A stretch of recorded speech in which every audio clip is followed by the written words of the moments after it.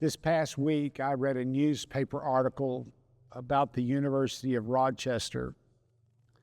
All around campus, there were wanted posters with the faces and names of teachers, workers, board members who were Jewish. And it said, most of them said, wanted for war crimes. They're U.S. citizens, many of them born in the United States.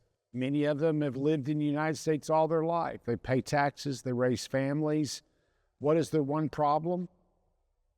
Ethnically, genetically, they're Jews. This past week, there were a group of children in New York on a school bus going on a field trip, and the school bus was pelted with rocks. Glass was splaying everywhere.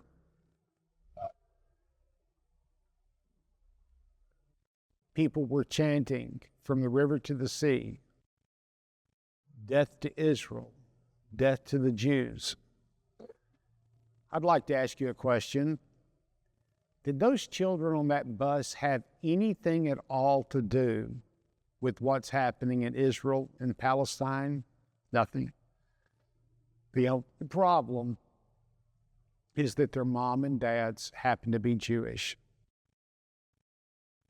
The Bible says to Abraham, if you'll follow me, I'm going to change your name to Abram, and through you, I'm going to bless all the nations of the world. God says, I will bless those that bless you, and I will curse those who curse you. I believe that there's several reasons why you and I should be standing up and yelling and screaming that this needs to stop. Obviously, it's allowed to happen. I don't see any arrest.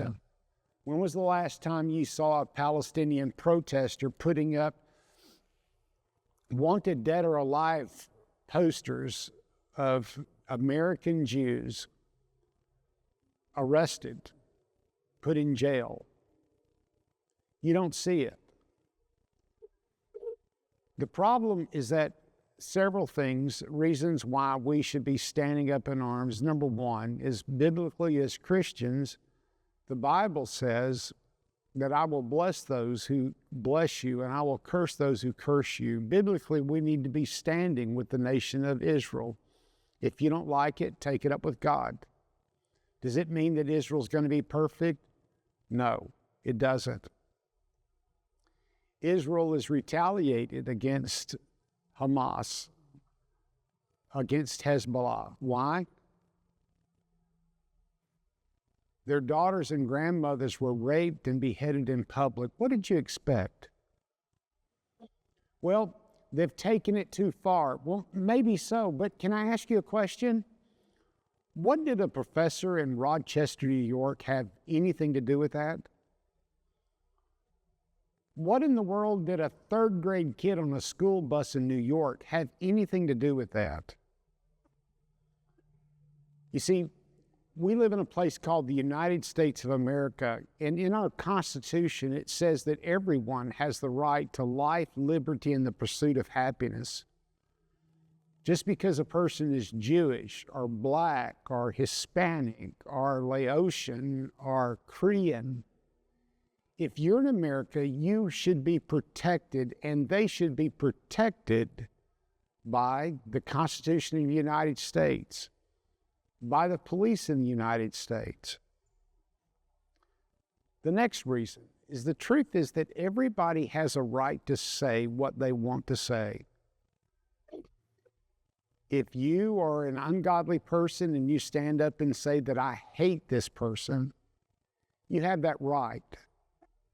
Personally, I don't believe we should hate anyone. Why do you have that right? Because nobody has a right to tell you who you should like, who you should befriend, and who you don't. But the purpose of the law is to protect the innocent. I can guarantee you that people on the board of advisors, the board of directors, college professors, and students at the University of Rochester, not a single one of them is holding a weapon to the people in Palestine. Not a single one of them is voted to elect Bibi Netanyahu as the prime minister. They have nothing to do with it. They're simply hated because of who their parents are. Now, to be honest with you, the Bible teaches that because you are the children of God, that people are going to hate you. But it doesn't make it right. You and I should be standing up with our voices, telling our politicians, stop this insanity. Why is it allowed to happen?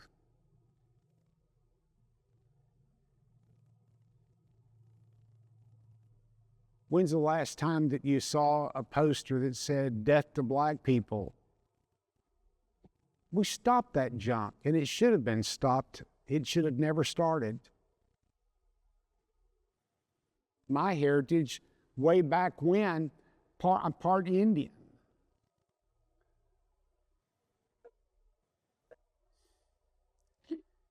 Any form of racial discrimination, even to Palestinians who hate Jewish people, or at least this group does,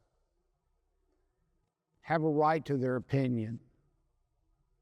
They don't have a right to hurt, maim, and destroy the livelihoods of people simply because of their race.